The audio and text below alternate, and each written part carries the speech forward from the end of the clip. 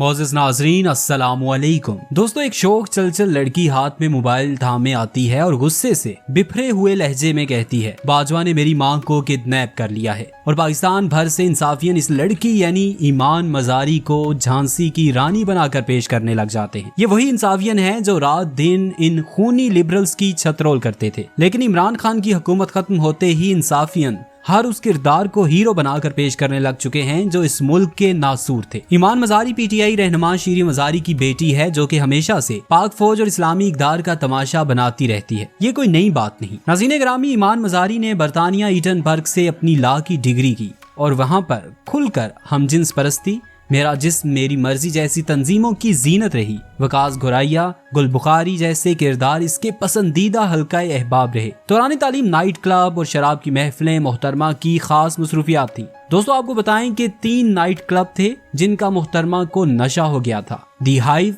The temple and the why not night club शामिल हैं। और खास करके वीकेंड पर ड्रिंक्स सस्ती होती है, यानी 1.5 यूरो वो लाजमी जाया करती थी। वो अपने दोस्तों के साथ तस्वीरें खिंचवाती और रात को बेफिक्र परिंदे की तरह रक्स करती, जिसकी तस्वीर सोशल मीडिया की जीनत बनी। नाज़रीन ग्रामी, ईमान मजारी पाकिस्तान आई तो पहले सियासत में जौहर दिखाने की कोशिश की, नाकामी की सूरत में वकालत शुरू कर दी और चंद शरपसंद अनासर की निगरानी में लापता अफराद जैसे केस लेकर सोशल मीडिया की जीनत बनती रही है। वो लापता अफराद जो BLA के ट्रेनिंग सेंटर्स में पाए जाते हैं, उनको फौज पर थोप दिया जाता है। यही वजह है कि कोई भी सिविल हुकूमत आज तक लापता अफराद के मुद्दे पर खुलकर ना बोल सकी। यहाँ पे दोस्तों आपको याद करवाते चलें कि अभी तक 14 के करीब लापता अफराद के केस अदालत लेकर गई, जिनमें से 8 अदालत ने उठाकर बाहर फेंक दिए। मोहतरमा की वकालत के जौहर ऐसे हैं कि 2021 में take no time construction company को 2 लाख जुर्माना किया।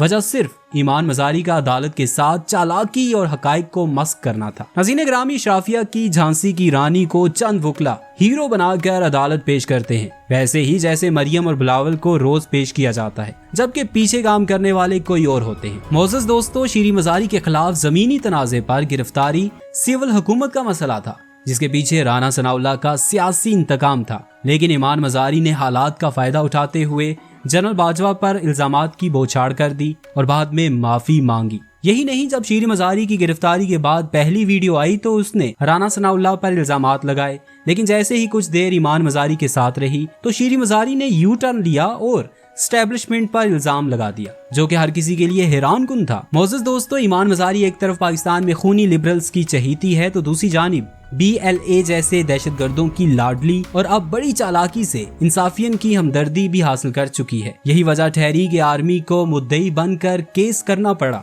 लेकिन अदालत ने ईमान मजारी को माफ कर दिया। हालांकि हद तक इज्जत और दिगर दफात लगने चाहिए थे। मोअज़्ज़िज़ दोस्तों, कोई भी मुंह उठाकर पाक फौज के सरबराह पर इल्जाम लगा दे और बाद में माफी मांगकर जान छुड़ा ले, ऐसा कब तक चलता रहेगा? मोअज़्ज़िज़ दोस्तों, आपको बताएं कि यही ईमान मजारी इमरान खान को कोकेन खान, तालिबान खान जैसे अलकाब से नवाजती रही, लेकिन आज इंसाफियन ने ईमान मजारी को हीरो बना दिया है। मोअज़्ज़िज़ नाज़रीन, ईमान मजारी जैसे किरदार बड़ी आसानी से पाकिस्तानी अवाम को शीशे में उतार कर अपने मकासद हासिल करते रहते हैं, और ये सिलसिला तब तक चलता रहेगा जब तक अदालतें ऐसे अनासर पर तर्स खाना खत्म नहीं कर देती या फिर सिविल हुकूमत सख्त कवानीन मुतारिफ नहीं करवाती।